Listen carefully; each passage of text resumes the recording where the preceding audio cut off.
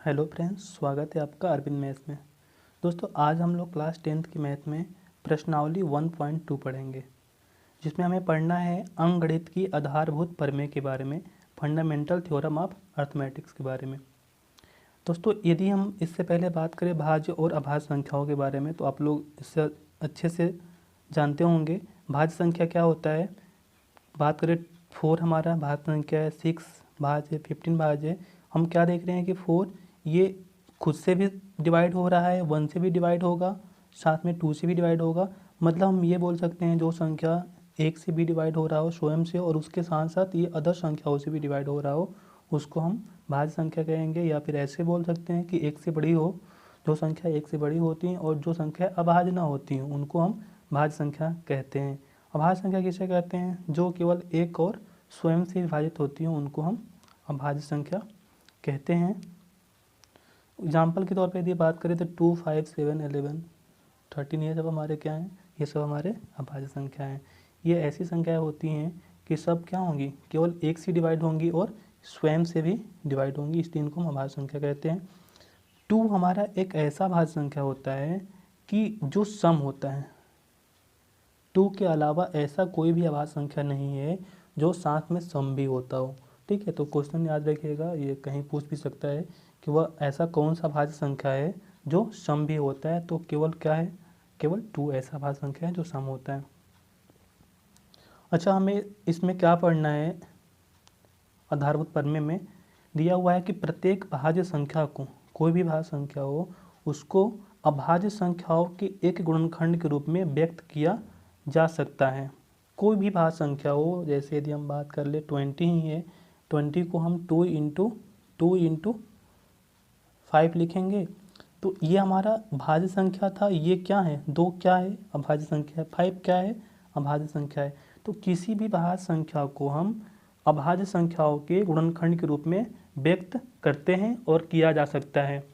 उसके साथ में दिया हुआ है कि यह गुणनखंडन अभाज्य गुणनखंडों के आने वाले क्रम के बिना अद्वितीय होता है। इनमें एक क्रम भी होता है। जब हम अभाज्य गुणनखंड को लिखते हैं, जैसे हम अभाज्य गुणनखंड दिया हो 2, 3, 5 इंटू 7 दिया हो, तो इसको हम आरोही क्रम में लिखेंगे, इसको बढ़ते क्रम में ही लिखेंगे।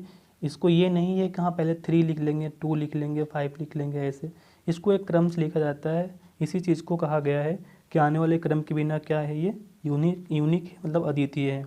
तो हम इसमें क्रम का ध्यान रखेंगे। आगे हम लोग इसके कुछ एग्जाम्पल देखेंगे। जैसे 20 का भी हमने आपको बताया है, जब 20 को आप फैक्टराइज करेंगे, गुणनखंड करेंगे, तो आप देखेंगे 2 इंटू 2 इंटू 5 आ रहा है। अच्छा, यदि कोई संख्या 1 से अधिक बार आएगा तो उसको हम घात के रूप में लिख लेंगे। जैसे 2 इंटू 2 आया तो 2 के पावर हमने इसको 2 लिख लिया है। यहाँ पे 2 भी हमारा अभाज्य संख्या है और 5 भी क्या है? अभाज्य संख्या है। वैसे 210 की बात करें, जब इसका हम गुणनखंड करेंगे, 2 से इसको डिवाइड करेंगे तो 2 10 कितना? 2 1 जा 2 हो जाएगा, फिर यहाँ पे 0, फिर 5 हो जाएगा ये। फिर 3 से डिवाइड करेंगे 35 आएगा, फिर 5 से 7 से करेंगे तो 1 आएगा। तो हमने क्या देखा कि 2 इंटू 3 इंटू 5 इंटू 7 आ रहा है। ठीक है, तो ये सभी हमारे क्या हैं? अभाज्य संख्या हैं। तो हमें आपको बस यही बात समझाना था कि कोई भी भाज्य संख्या, 210 हमारा क्या है? भाज्य संख्या। 20 भी क्या है? भाज्य संख्या। तो किसी भी भाज्य संख्या का यदि हम गुणनखंड करते हैं तो ये अभाज्य संख्याओं के गुणनखंड के रूप में ही आते हैं। जो भी गुणनखंड आते हैं ये अभाज्य संख्याओं के गुणनखंड के रूप के ही होते हैं।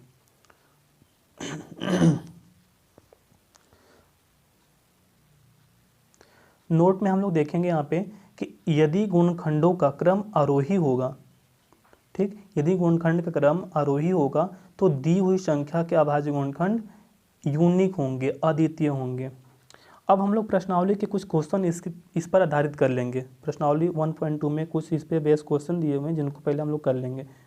दिया हुआ है कि निम्नलिखित संख्याओं को अभाज्य गुणनखंडों के गुणनफल के रूप में व्यक्त करना है। पहले 140 दिया हुआ है। 140 का यदि हम फैक्टराइज करेंगे, गुणनखंड करेंगे, आप लोग को करने आता होगा ये चीज़, सिंपल सा है। 140 को जैसे एलसीएम मेथड से ऐसे करते हैं, 2 से करेंगे तो यहाँ पे 70 आ जाएगा, 70 आ जाएगा। यहाँ पे फिर 2 से करेंगे 35 हो जाएगा, फिर 5 से डिवाइड करेंगे तो 7, फिर 7 से करेंगे तो ये 1 आ जाएगा। इसी चीज़ को हम लिख सकते हैं 2 इंटू 2 इंटू 5 इंटू 7। अब 2 इंटू 2 2 बार आया है तो इसको लिख लेंगे 2 के पावर 2 इंटू 5 इंटू 7। इस तरीके से ये हमारा हो गया अभाज्य संख्याओं के गुणनखंड के रूप में 140। ऐसे ही 156 को करेंगे, ऐसे 156 को करेंगे तो हम देखेंगे 2 इंटू 2 इंटू 3 इंटू 13 आ रहा है। ठीक है, अब यहाँ पे 2 भी हमारा क्या है अभाज्य संख्या, 3 भी अभाज्य संख्या है और 13 भी अभाज्य संख्या है। इसको हम 2 के power 2 multiply by 3 multiply by 13 लिख लेंगे। ऐसे हम आगे देखें 3825 का निकालना है। इसको भी फैक्टराइज करेंगे तो देखेंगे कि 3 इंटू 3 दो बार आ रहा है, फिर 5 इंटू 5 फिर 17 आ रहा है। इसको लिखेंगे 3 के पावर 2, यहाँ पे 5 दो बार है तो 5 की पावर 2 और 17। यही हमारा हो गया अभाज्य गुणनखंड के रूप में। क्या था ये 3825। ठीक, ऐसे 5005 की बात कर रहे हैं। जब इसका फैक्टराइज करेंगे तो हम देखेंगे कि 5 से काटेंगे तो फिर 1001 आएगा, फिर 7 से 143 आएगा, फिर 11 से 13 आएगा, फिर 13 से 1 हो जाएगा ये। तो इसको 5 इंटू 7 इंटू 11 इंटू 13 लिखेंगे। ये हमारे अभाज्य गुणनखंड के रूप में हो गए। इसके साथ ही देखते हैं इसमें और भी कुछ क्वेश्चन एग्जाम्पल दिए हो तो। अब हम देखेंगे एलसीएम निकालना। दिया है कि अभाज्य गुणनखंड विधि से एचसीएफ और एलसीएम आपको ज्ञात करना है। एग्जाम्पल पहले दिया हुआ है संख्या 6 और 20 के लिए, संख्या 6 और 20 के लिए अभाज्य गुणनखंड विधि से एलसीएम और एचसीएफ आपको फाइंड करना है। पहले हमें ये जानना होगा कि एचसीएफ क्या होता है और एलसीएम क्या होता है। एचसीएफ क्या होता है, संख्याओं में प्रत्येक उभयनिष्ठ अभाज्य गुणनखंड का सबसे छोटी घात का गुणनफल जो होता है वही हमारा एचसीएफ होता है। अभी बताएंगे एग्जाम्पल लेकर के इसके बारे में। ऐसे ही एलसीएम क्या होता है, संख्याओं में समृद्ध प्रत्येक अभाज्य गुणनखंड की सबसे बड़ी घात का गुणनफल हमारा एलसीएम होता है। यदि हम एग्जाम्पल की बात करें या फिर इसी क्वेश्चन को देख ले जिसमें 6 और 20 के बारे में दिया था, 6 को हम क्या लिखेंगे 2 इंटू 3, 6 हो जाएगा ये। 20 को क्या लिखेंगे 2 इंटू 2 इंटू 5 लिखेंगे, 2 इंटू 2 को लिख लेंगे 2 की पावर 2 इंटू 5। हम यहाँ पे क्या देख रहे हैं कि 2 की पावर घात कितना है 1 है, यहाँ पे 2 की पावर घात कितना है 2 है। एचसीएफ में क्या देखते हैं कि जो दोनों में कॉमन हो, दोनों में कॉमन क्या है 2 दोनों में कॉमन है, और सबसे छोटी घात जो दोनों में कॉमन हो और जिसकी सबसे छोटी घात हो वही हमारा एचसीएफ होना चाहिए। तो यहाँ पे 2 की छोटी घात कितनी 1 है, तो एचसीएफ हमारा क्या हो गया 2। यदि एलसीएम की बात करेंगे, एलसीएम में क्या देखते हैं कि जो दोनों में कॉमन हो और उसकी बड़ी घात हो, तो बड़ी घात क्या हो जाएगा 2 के पावर 2 हो जाएगा। और जो न कॉमन हो उसको विषमरत के साथ लिखते हैं ना इसको, तो 3 कॉमन नहीं लेकिन 3 को भी लिखेंगे, 5 नहीं कॉमन है लेकिन हम यहाँ पे 5 को भी लिखेंगे। जब मल्टीप्लाई करेंगे तो हमारा 60 हो जाएगा। और हम जानेंगे कुछ नोट में कि किन्हीं दो धनात्मक, 2 की बात कर रहा है 3 की बात नहीं कर रहा है, ठीक है, किन्हीं दो धनात्मक पूर्णांकों a और b के लिए HCF of A B multiply LCM of A B equal to a into B होता है। मतलब कि दो धनात्मक संख्याओं का एचसीएफ गुणे उनका एलसीएम बराबर दोनों संख्याओं का गुणनफल के बराबर होता है। मतलब ये कि दो संख्याओं का गुणनफल उनके एचसीएफ और एलसीएम के गुणनफल के बराबर होता है। यदि हम बात करें एग्जाम्पल की, एग्जाम्पल दिया हुआ है कि अभाज्य गुणनखंड विधि द्वारा संख्या 96 और 404 का एचसीएफ ज्ञात कीजिए और फिर इनका एलसीएम ज्ञात करना है। 96 और 404 का हमें पहले क्या करना होगा, अभाज्य गुणनखंड करना होगा, जो आप लोग अच्छे तरीके से आता होगा आप लोगों को करने। यहाँ पे 96 लिख करके जब इसका फैक्टराइज करेंगे तो क्या देखेंगे ये कि 2 कितनी बार आ रहा है 5 बार आ रहा है, फिर एक 3 आ रहा है। तो इसी चीज़ को हम लिख लेंगे 96 इक्वल टू 2 के पावर 5 इंटू 3 के पावर 1 हो जाएगा। और 404 का जब हम फैक्टराइज करेंगे तो देखेंगे 2 इंटू 2 और 101 आ रहा है। अब 101 अभाज्य संख्या है तो 101 ही रहने देंगे यहाँ पे हम। तो 404 को लिखेंगे 2 के पावर 2 गुणे 101। ठीक, एचसीएफ के लिए क्या देखते हैं, जो दोनों में कॉमन हो जिसकी छोटी घात हो, दोनों में कॉमन 2 है, घात छोटी क्या है 2 की पावर 2, यहाँ पे 2 की पावर 5 है तो हम ये नहीं लेंगे 2 की पावर 2 लेंगे। तो 2 की पावर 2 मतलब कितना हो गया 4। हमारा एचसीएफ कितना हो गया, एचसीएफ 4 हो गया। अब एलसीएम की बात करें, जो दोनों में कॉमन हो और जिसकी बड़ी घात हो, दोनों में कॉमन क्या है 2 है, बड़ी घात कितनी है 5 है, पहले इसको लिख लेंगे, और जो दोनों में कॉमन ना हो उनको भी लिखना है साथ में आपको एलसीएम के लिए। तो 3 हो जाएगा और ये 101 हो जाएगा। जब मल्टीप्लाई करेंगे इसको तो 9696 आएगा। इस चीज़ को हम दूसरे तरीके से भी लिख सकते हैं, जो भी यहाँ पे बताया गया है कि दो संख्याओं का गुणनफल उनके एचसीएफ और एलसीएम के गुणनफल के बराबर होता है। यदि हम यहाँ पे ये कहें कि हमको एचसीएफ पता है, तो एलसीएम निकल नहीं जाएगा। हम एचसीएफ क्या करेंगे, यहाँ पे अपान में कर देंगे, मतलब कि ए इंटू बी अपान में एचसीएफ इजकल टू क्या हो जाएगा, एलसीएम निकल जाएगा किसी संख्या का। वही मेथड इसमें हम लोग अपनाएंगे। इसको ऐसे भी कर सकते हैं, जैसे LCM equal to 96 into 404 equal to क्या हो जाएगा, 96 गुणे 404 बट्टे एचसीएफ ऑफ 96 और 404। तो एचसीएफ कितना भी आया है, 4 आया है, ठीक है। तो 96 गुणे 404 बट्टे 4 करके जब इसको हम भाग करके गुणा करेंगे तो हमें 9696 ही मिलेगा, ठीक। एग्जाम्पल नंबर 8 की ओर देखें हम। दिया हुआ है कि संख्या 6, 72 और 120 का अभाज्य गुणनखंड विधि द्वारा एचसीएफ और एलसीएम ज्ञात करना है। हम पहले 6 को फैक्टराइज करेंगे, देखेंगे 2 इंटू 3 आ रहा है। 72 को जब करेंगे तो हम देखेंगे 2 की पावर 3 और 3 की पावर 2 आ रहा है। 120 का करेंगे 2 की पावर 3, 3 की पावर 1, 5 की पावर 1 आ रहा है। एचसीएफ के लिए पहले हमें क्या करना होगा, एचसीएफ में हमें यह देखना है कि जो तीनों में कॉमन हो, तीनों में कॉमन क्या है, 2, और जो कॉमन हो उसकी सबसे छोटी घात क्या है, 1 है। तो 2 की पावर हम लिख लेंगे 1। तीनों में कॉमन क्या है, 3 है। 3 की सबसे छोटी घात क्या है, 1 ही है। यहाँ पे 2 है, यहाँ पे 1, यहाँ पे 1, 3 की पावर 1 आ जाएगा। जो नहीं कॉमन है उसको तो हम लिखते ही नहीं है, जो कॉमन नहीं है उसको बिल्कुल नहीं लिखेंगे। तो एचसीएफ हमारा कितना हो जाएगा, 3 इंटू 2 6 हो गया। एलसीएम के लिए क्या करेंगे, जो तीनों में कॉमन हो, जो सभी में कॉमन हो और उसकी बड़ी घात हमारी क्या है, 2 की पावर 3 हो जाएगा।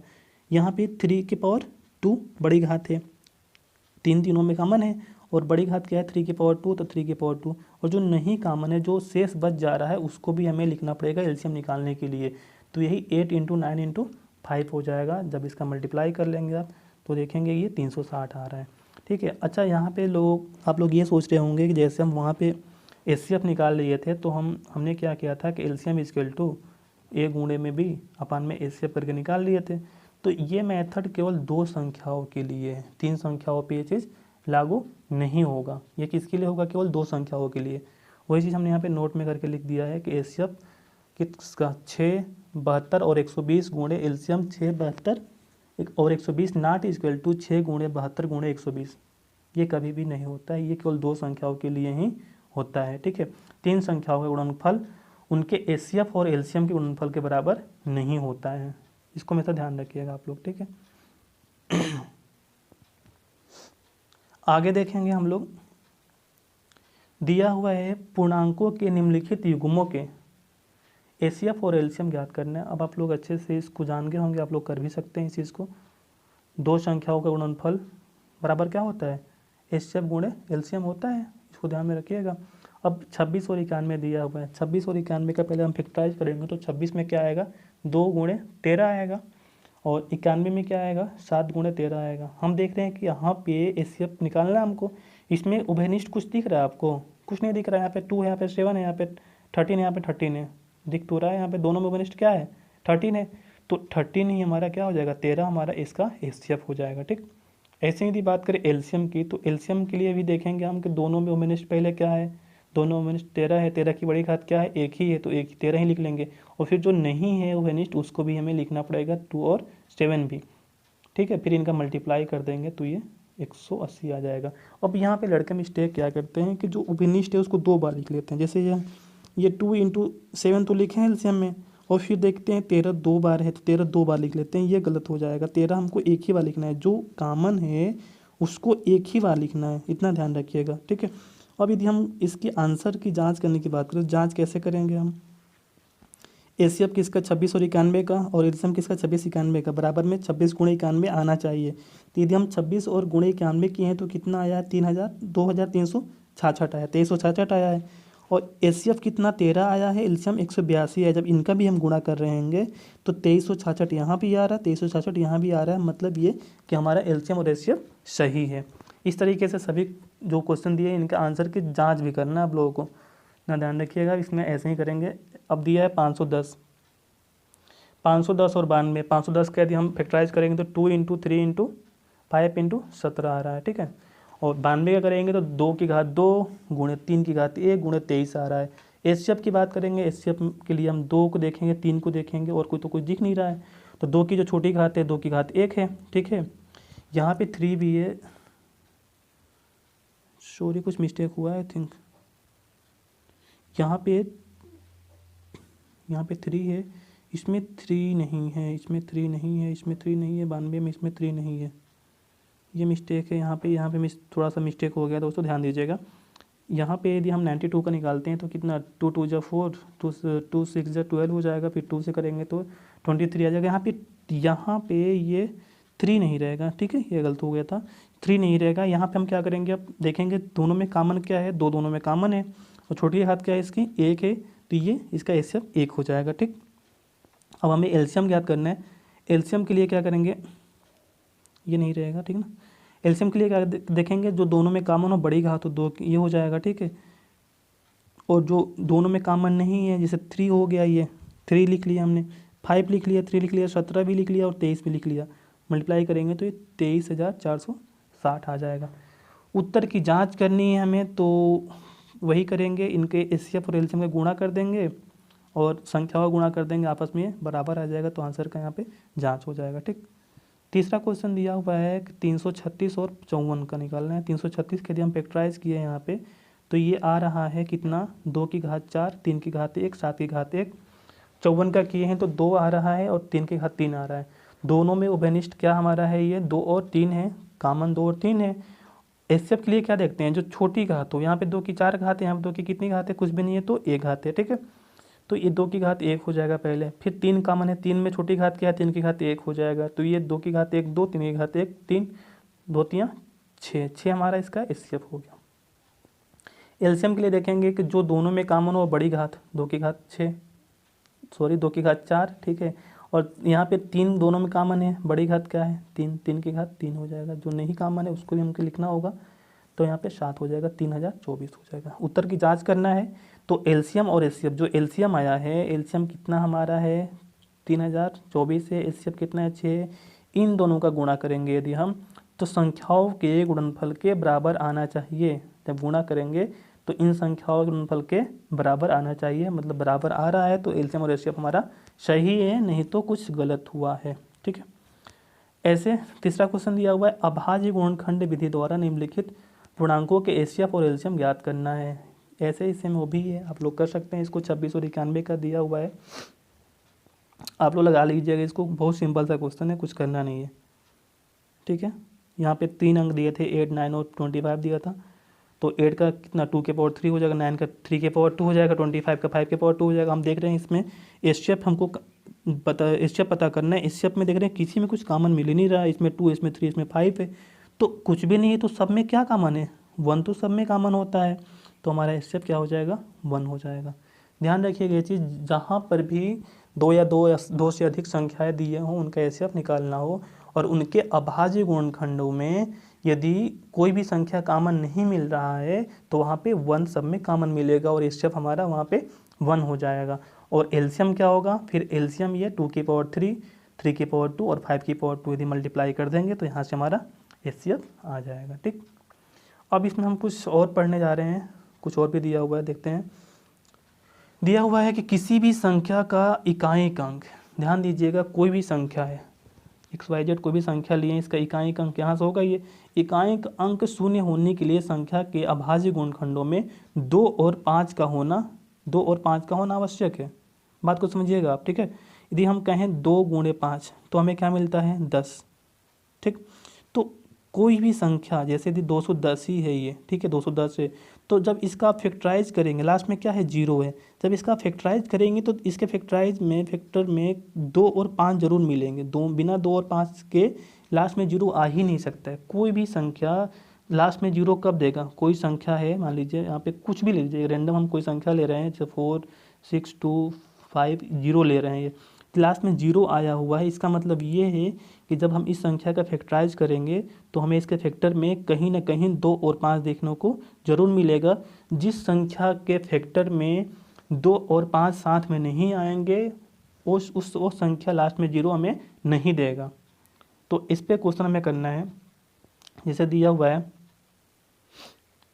कि इसे यदि हम बात करें, जैसे एग्जाम्पल हमने लिया था यहाँ पे कि 2 के पावर n, हम ये कह सकते हैं कि अर्थात 2 के पावर n और 5 की पावर m रहेगा, सॉरी ये 2 के पावर n और 5 की पावर m का होना आवश्यक है। जैसे 40 दिया हुआ है, 40 लास्ट में 0 है ये 40 में, ठीक है।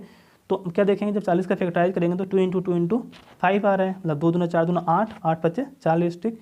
तो हम क्या देख रहे हैं, इसमें 2 आ रहा है और 5 आ रहा है, मतलब हम ये कह सकते हैं कि ये 2 के पावर n, मतलब n क्या हमारा कोई पूर्णांक है, और 2 के पावर n और यहाँ पे 5 की पावर m, m भी क्या है, कोई पूर्णांक है, ठीक है। तो ये 2 की पावर n और 5 की पावर m का यदि होगा तभी कोई संख्या लास्ट यूनिट जो होगा उसका, जो फर्स्ट यूनिट होगा, सॉरी, जो फर्स्ट यूनिट होगा वो हमें शून्य देगा, नहीं तो ऐसा संभव नहीं है, ठीक है। एग्जाम्पल नंबर 4 इसी पे बेस दिया हो हम। अच्छा, हमने इस चैप्टर में किया क्या है कि पहले एक टाइप के हमने एग्जाम्पल देखे हैं, रूल पढ़े हैं, फिर उसके क्वेश्चन भी कर लिए एक्सरसाइज तक, ठीक है। ऐसे ही 2-3 टाइप के पहले हमने फैक्टराइज वाला किया था, फिर एलसीएम वाला किया था, फिर हमने क्या, अब हम क्या कर रहे हैं, ये जीरो वाला कर रहे हैं, ठीक है। तो सभी चीज़ बिल्कुल सीक्वेंस से कराएंगे ताकि आपको प्रॉब्लम ना हो। पहले हम लोग एक्सरसाइज, मतलब पहले हम लोग उसके एग्जाम्पल करेंगे, फिर उसी बेस्ट एक्सरसाइज करेंगे, फिर अगला स्टेप में जो नए तरीके से मतलब एग्जाम्पल होंगे उनको करेंगे, फिर उस पर बेस्ट एक्सरसाइज करेंगे। जैसे ये एग्जाम्पल 5 दिया हुआ है कि संख्या 4n पर विचार कीजिए, सॉरी ये 4n नहीं रहेगा, ये 4 की पावर n रहेगा, ठीक है। 4n पर विचार कीजिए जहाँ n एक प्राकृतिक संख्या है, जांच कीजिए कि क्या n का कोई ऐसा मान है जिसके लिए 4n शून्य पर समाप्त हो। ध्यान दीजिएगा, क्वेश्चन में ये कह रहा है 4 की पावर n, ठीक है, 4 की पावर n पर विचार करना है, क्या हम n का, जो ये n है, इसका कोई ऐसा मान रख सकते हैं जिससे इस पूरे का मान ऐसा है कि लास्ट में 0 दे, ठीक है। तो इसको हम सिंपल से पहले ये देखेंगे, हम पहले 4 को फैक्टराइज करेंगे। हम यहाँ पे देख रहे हैं कि 4 को हम क्या लिख लेंगे, 2 इंटू 2 लिख लेंगे, तो हम लिख सकते हैं 2 इंटू 2 के पावर n। इसमें हमें कहीं 5 दिख रहा है, लास्ट यूनिट जो, लास्ट ने ना बोल के हम ये बोले कि जो फर्स्ट यूनिट होगा हमारा, जो यूनिट प्लेस होगा, जो इकाई का अंक होगा, वो 0 कब होगा, जब 2 के साथ में 5 भी आएगा तभी हमारा इकाई का अंक 0 होगा। तो यहाँ पे केवल 2 आया है, तो वही चीज़ हम ये बोल सकते हैं कि यहाँ 2 के पावर 2n है, जबकि 5 उपस्थित नहीं है, अतः यह 2 के पावर n और 5 के पावर m के रूप का नहीं है। कोई भी संख्या n नहीं है जिससे 4n अंक क्या हो, 0 पर समाप्त हो, ठीक है। ऐसे हम अब एक्सरसाइज में चलेंगे। एक्सरसाइज में क्वेश्चन नंबर 5 दिया है इस चीज़, ठीक ना, कि जांच कीजिए कि क्या किसी प्राकृतिक संख्या n के लिए संख्या 6 के पावर n अंक 0 पर समाप्त हो सकती है। तो हम लोग पहले क्या करेंगे, 6 को फैक्टराइज करेंगे, 6 लिखेंगे 2 इंटू 3। हम देख रहे हैं यहाँ पे 2 के पावर n और 3 के पावर n आ रहा है। यदि यहीं पे 5 की पावर भी कुछ आ गया होता तो हम ये कह सकते थे कि ये क्या होगा, 6 के पावर n में n की जगह पे कोई भी मान रखेंगे, यदि हम कोई भी मान मतलब 1 2 3 4 कुछ भी रखेंगे तो लास्ट प्लेस क्या होगा, हमें 0 देगा। लेकिन ऐसा संभव नहीं है। क्यों नहीं संभव है, क्योंकि 2 के पावर n तो आया है, जबकि 5 क्या है, उपस्थित नहीं है, अतः यह 2 के पावर n और 5 की पावर m रहेगा, 5 की पावर m के रूप का नहीं है, ठीक है। और कोई भी संख्या n नहीं है जिसमें 6 के पावर n अंक 0 पर समाप्त होगा। ऐसा क्यों है, क्योंकि इसमें 5 उपस्थित नहीं है, ठीक है, ये ध्यान रखिएगा। अगले क्वेश्चन की यदि हम बात करें, दिया हुआ है कि व्याख्या कीजिए कि 7 इंटू 11 इंटू 13 प्लस 13, ठीक है, और 7 गुणे 6 गुणे 5 गुणे 4 गुणे 3 गुणे 2 गुणे 1 प्लस 5 भाज्य संख्या हैं। क्यों है भाज्य संख्या भाई? भाज्य संख्या क्या होता है, जो संख्या खुद से भी कटे और स्वयं से भी कटे और किसी और संख्या से भी कटे, वो हमारी संख्या भाज्य संख्या होती है। यदि पहली संख्या की हम बात करें, इसमें 13 कामन हो रहा है, यहाँ से 13 कामन ले लेंगे, क्या बचेगा, 7 गुणे 11 प्लस में 1 बचेगा। तो हम क्या बोल सकते हैं, क्योंकि यहाँ 13 एक गुणनखंड है, इस संख्या का क्या है, 13 एक गुणनखंड है, मतलब 13 से भाज्य संख्या है, खुद से तो भाज्य होगा भी ये संख्या, 1 से भी होगा और 13 से भाज्य हो रहा है, तो इसलिए क्या है, ये संख्या पूरा के पूरा ये भाज्य संख्या है, ठीक। ऐसे यदि हम बात करें 7 गुणे 6 गुणे 5 गुणे 4 गुणे 3 गुणे 2 गुणे 1 प्लस 5, यहाँ पे हम यदि 5 कामन ले लेंगे तो हम क्या कह सकते हैं, ये जो पूरा संख्या है ये खुद से भी तो डिवाइड होता है, होगा ही, 1 से भी डिवाइड होगा और ये संख्या 5 से भी डिवाइड होगा, अतः ये क्या है, यह एक भाज्य संख्या है, ठीक है।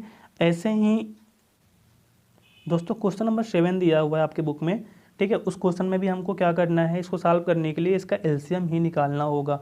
18 और 12 का हमें एलसीएम याद करना है। पहले 18 और 12 को हम फैक्टराइज कर लेंगे, रफली वर्क कर लेंगे। जब हमने इसका फैक्टराइज किया है तो हम ये देख रहे हैं कि 18 स्केल टू क्या आएगा, 2 गुणे 3 की घात 2 आएगा। 12 बराबर क्या आएगा, 2 की घात 2 गुणे 3 आएगा। अच्छा, एलसीएम में क्या करते हैं, जो सबसे बड़ी घात होती है जो कॉमन हो, तो कॉमन 2 है, बड़ी घात कितनी है इसकी, 2 है, ठीक। और 3 भी कॉमन है, बड़ी घात क्या है इसकी, 2 है। तो ये 2 दूना 4 हो जाएगा, 3 3 9 कितना हो जाएगा ये 36। एलसीएम क्या हो गया हमारा 36। दोस्तों इसी के साथ प्रश्नावली हमारा 1.2 समाप्त होता है। अगली प्रश्नावली जो भी होगा 1.3 है शायद, हाँ, उसके जो भी कंसेप्ट होंगे पहले उसको हम करा करके और साथ में उसके प्रश्नावली के भी क्वेश्चन कल अपलोड कर देंगे। और आशा करता हूँ आपको हमारी वीडियो पसंद आई होगी, और यदि हमारी वीडियो पसंद आती है तो कृपया लाइक, शेयर और सब्सक्राइब करें।